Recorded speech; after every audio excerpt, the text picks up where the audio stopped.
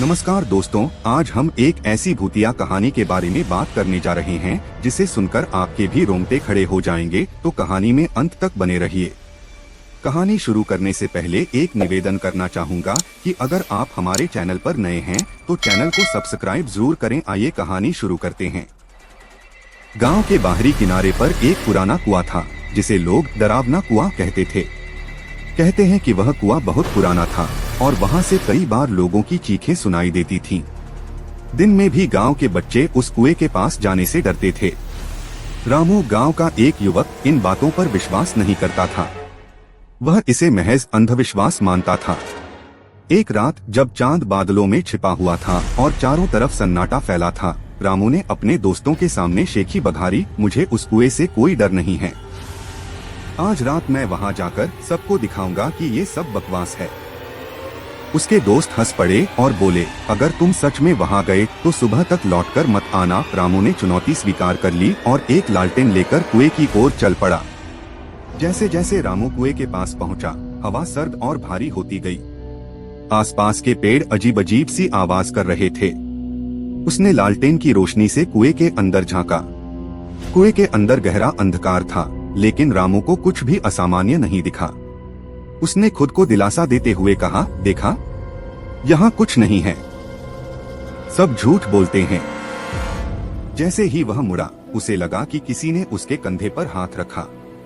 वह चौंक कर पलटा, लेकिन वहाँ कोई नहीं था। रामू ने सोचा कि यह उसकी कल्पना मात्र है। वह फिर से आगे बढ़ने लगा, लेकिन तभी उसे किसी के गुनगुनाने की आवाज सुनाई दी। यह आवाज कुएं के अंदर से आ रही थी। आवाज बेहद धीमी थी, लेकिन डरावनी और असामान्य। रामू ने लालटेन उठाकर दोबारा कुएं के अंदर झांका। इस बार उसे कुएं की दीवार पर कुछ अजीब आकृतियां दिखीं। ऐसा लग रहा था कि कोई उसे घूर रहा हो। वह पीछे हट गया, लेकिन तभी कुएं से एक साया बाहर निकला। वह साया धीरे धीरे रामू की ओर बढ़ने लगा।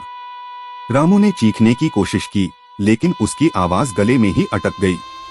साया धीरे धीरे उसके करीब आया और एक गहरी भयानक आवाज में बोला, तुमने मुझे क्यों जगाया? रामू की आंखें डर से चौड़ी हो गईं। वह दौड़ने की कोशिश कर रहा था, लेकिन उसके पैर जड़ हो गए थे। साया अब बिल्कुल उसके सामने था। उसकी आंखें लाल अंगारों की तरह चमक रही थीं। रामू को लगा कि उसका शरीर किसी अदृश्य शक्ति से जकड़ा हुआ है। अचानक साये ने जोर से हंसते हुए कहा, तुमने मेरी नींद खराब की है, अब तुम यहाँ से बचकर नहीं जा सकते। रामू की लालटेन बुझ गई और चारों ओर गहरा अंधकार छा गया। रामू ने महसूस किया कि उसके पैर जमीन से ऊपर उठ रहे हैं। वह हवा में झूल रहा था और साया उसे कुएं के अंदर खींच रहा था। उसने बचने के लिए पूरी ताकत लगाई, लेकिन उसका शरीर बेबस था। अगली सुबह गांव वालों ने रामू का लालटेन कुएं के पास पाया, लेकिन रामू का कहीं कोई पता नहीं था। लोग कहते हैं कि रामू ने डरावने कुएं की सच्चाई जानने की कोशिश की थी और अब वह उसी कुएं का हिस्सा बन चुका था। तब से गांव में कोई भी उस कुएं के पास जाने की हिम्मत नहीं करता। रात के सन्नाटे में अब भी वहां से किसी के गुनगुनाने और चीखने की आवाज आती है। लोग मानते हैं कि वह रामू की आत्मा है, जो उस रात के साये के साथ हमेशा के लिए उस कुएं में कैद हो गई।